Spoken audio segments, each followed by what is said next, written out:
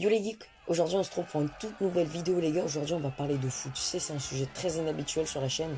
Mais bon, vu que le roi vient de débuter pour la France, je me dis c'est maintenant ou jamais. Mais bon, vous voyez ce que je veux dire par débuter. Posant que la vidéo commence, je tiens à vous remercier parce que grâce à vous, la chaîne a atteint les 100 abonnés, même les 112 abonnés. Et en plus de ça, vous avez éclaté le compteur de vues sur la dernière vidéo. Elle a atteint les 1200 vues. C'est de loin, mais vraiment de très loin, la vidéo la plus vue de ma chaîne. Pour vous remercier, je vais changer de personnage sur la chaîne et c'est vous qui allez le choisir. Donc tapez A ou B en commentaire, même si c'est la première fois que vous voyez une de mes vidéos, même si vous comptez pas continuer à regarder la chaîne, tapez A ou B en commentaire, je décompterai le nombre de votes. Et puis à la prochaine vidéo, le gagnant du vote sera le nouveau personnage définitif de la chaîne. Ah oui, j'ai failli oublier, n'hésite pas à lâcher un like et à t'abonner pour rater aucune des prochaines vidéos. Sur ce, vas-y, monte dans ma machine à remonter dans le temps et c'est parti pour découvrir l'ancêtre du football. Alors le tout premier sport qu'on pourrait assimiler comme être l'ancêtre du football, c'est le Kujou. Il date du 2 au 3e siècle avant Jésus-Christ. À la base, c'était un art de conditionnement physique militaire, c'est-à-dire qu'il jouait à ce sport pour pouvoir se muscler et être meilleur au combat. Mais ensuite, ça s'est popularisé et puis tout le monde y jouait pour s'amuser. Si ce sport s'appelle le Kujou, c'est parce que Ku, ça veut dire coup de pied, et Ju, ça veut dire balle en cuir fourré de plumes. Ça ressemble étrangement à football en anglais. Ah oui, et ce sport, il a été reconnu officiellement comme le premier ancêtre du foot par la FIFA. À part que ça ressemble plus à une partie de volley au pied qu'à un match de foot. Plus tard, les Japonais se sont inspirés du Kujou pour inventer un sport qui s'appelle le Kemari. Le but, c'était de faire des passes en l'air sans que la balle touche le sol. Si t'as l'impression de connaître ce jeu, c'est normal. C'est juste une bonne vieille brésilienne, quoi. Maintenant, direction la Grèce pour un retour en arrière de presque 500 ans. Pour découvrir un sport encore plus vieux que le Kujou. Il date de moins 800 avant JC.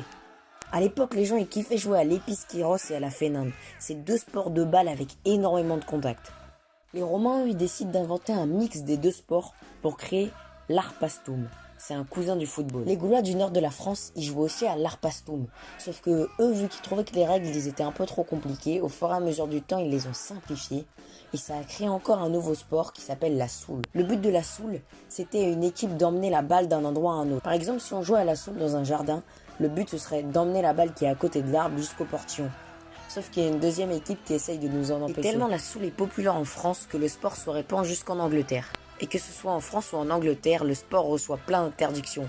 Parce que vous vous doutez bien que quand on doit arrêter la balle de tous les moyens et qu'il n'y a pas trop de règles, bah ça finit souvent en bagarre. Et les Anglais, eux, ils ont eu l'idée de modifier les règles de la soule pour créer un nouveau sport qui, lui, n'a pas encore été interdit. Et comme chaque région d'Angleterre a modifié un peu la soule à sa façon, et bah ceux qui ont choisi des règles parce qu'ils préféraient jouer un peu plus au pied, et bah ça a créé le sport qui deviendra le football.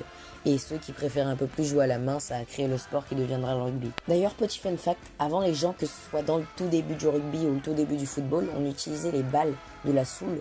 Sauf qu'au rugby, à cause des plaquages, la balle s'aplatissait. Et puis on a gardé la forme du ballon de rugby actuel. Puis en 1846, le rugby est codifié et en 1848, le football suit. Si vous savez pas ce que ça veut dire codifié, ça veut tout simplement dire qu'on a officialisé les règles.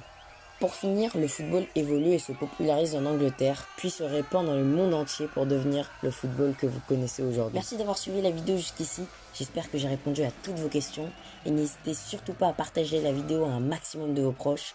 Sur ce, abonne-toi, et à la semaine prochaine pour une nouvelle vidéo. Ce n'est qu'un au revoir.